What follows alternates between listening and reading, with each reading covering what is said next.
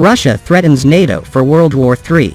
This was said by Deputy Chairman of the Russian Security Council Dmitry Medvedev. The issue relates to the territory of Ukraine which the Kremlin has annexed since 2014, Crimea.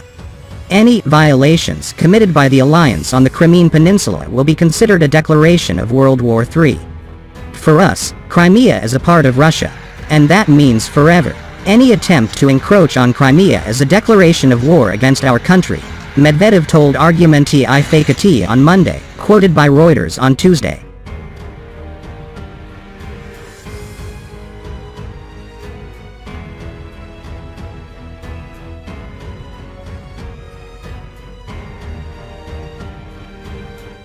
And if this is done by a NATO member state, it would mean conflict with the entire North Atlantic Alliance, World War III.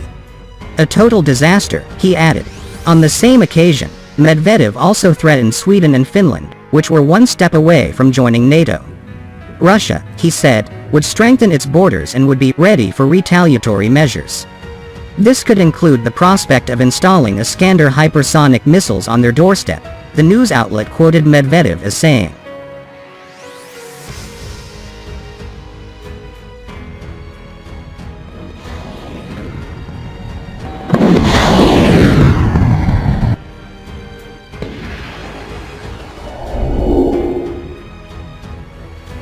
Meanwhile, at the same day, NATO said will increase the number of its forces at high readiness massively to over 300,000. The Alliance Secretary-General, Jens Stoltenberg, said on Monday. NATO allies will decide at a summit this week to increase the strength of their Rapid Reaction Force nearly eightfold to 300,000 troops as part of their response to an era of strategic competition, the Military Alliance's Secretary-General said Monday. The NATO Response Force, NRF, currently numbers around 40,000 soldiers which can deploy quickly when needed. Coupled with other measures including the deployment of forces to defend specific allies, NATO Secretary-General Jens Stoltenberg said the move is part of the biggest overhaul of collective defense and deterrence since the Cold War.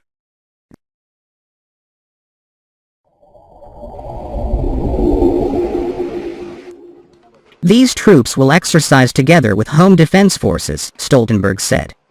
And they will become familiar with local terrain, facilities, and our new pre-positioned stocks, so that they can respond smoothly and swiftly to any emergency. In response to the Kremlin's decision to start the war, U.S. President Joe Biden and his NATO counterparts agreed in February to send thousands of troops, backed by air and naval support, to protect allies near Russia and Ukraine. The 30-nation organization decided at the time to send parts of the NRF and elements of a quickly deployable spearhead unit to the alliance's eastern flank, marking the first time the force had been used in a defense role. Stoltenberg made the remarks at a press conference ahead of a NATO summit this week in Madrid when the 30 allies are expected to also agree on further support to Ukraine in its war against Russia.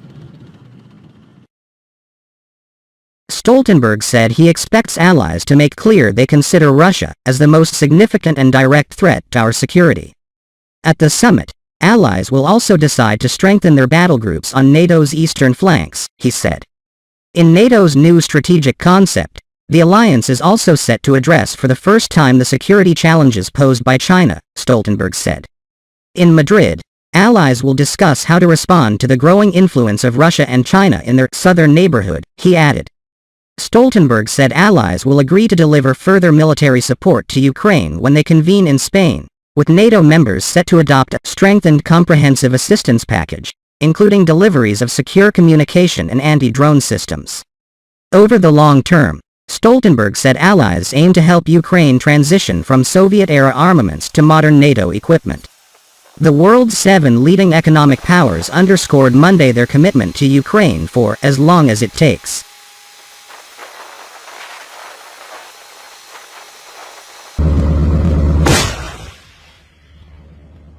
Another central theme at the NATO summit will be the possibility for Finland and Sweden to join the alliance following Russia's invasion of Ukraine.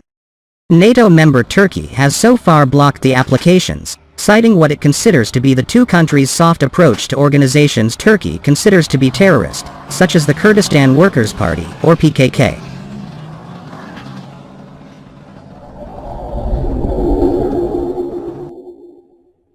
Stoltenberg said that Turkish President Recep Tayyip Erdogan, Finnish President Sauli Niinisto and the Swedish Prime Minister Magdalena Andersson have agreed to meet Tuesday on the sidelines of the summit. Officials from the three countries have stepped up talks ahead of the NATO gathering in a bid to break the deadlock. My strong hope is that this dialogue can be successful and concluded in the near future, ideally before the summit, Andersson said after talks with Stoltenberg in Brussels. Turkey is demanding that Sweden and Finland grant extradition requests for individuals who are wanted by Turkish authorities. Ankara claims the countries are harboring PKK members as well, people it says are linked to a failed 2016 coup. Turkey also wants assurances that arms restrictions imposed by the two countries over Turkey's 2019 military incursion into northern Syria will be removed.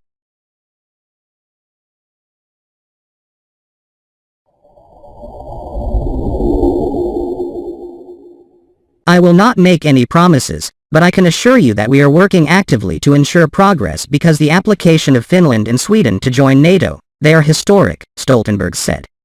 Andersson said Sweden's stance toward the PKK is crystal clear, and that her country considers the organization as a terror group. She added that Sweden's anti-terror legislation is undergoing its most comprehensive overhaul in 30 years. Moreover, constitutional amendments are being prepared, which would help pave the way for criminalization or participation in terrorist organizations, she said. NATO released new defense spending figures showing that U.S. allies in Europe as well as Canada have increased defense spending for an 8th consecutive year. By the end of the year, they will have invested well over $350 billion extra since we agreed our defense investment pledge in 2014, Stoltenberg said. NATO countries slashed their military budgets in the 1990s following the end of the Cold War, but upped spending when Russia annexed Ukraine's Crimean Peninsula in 2014. In that year, NATO allies also pledged to reach a defense budget target of 2% of their gross domestic product by 2024.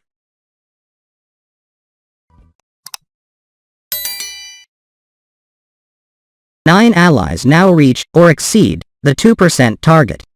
19 allies have clear plans to reach it by 2024, Stoltenberg said. 2% is increasingly considered a floor, not a ceiling. We will also agree to invest more together in NATO, the alliance's Secretary General added.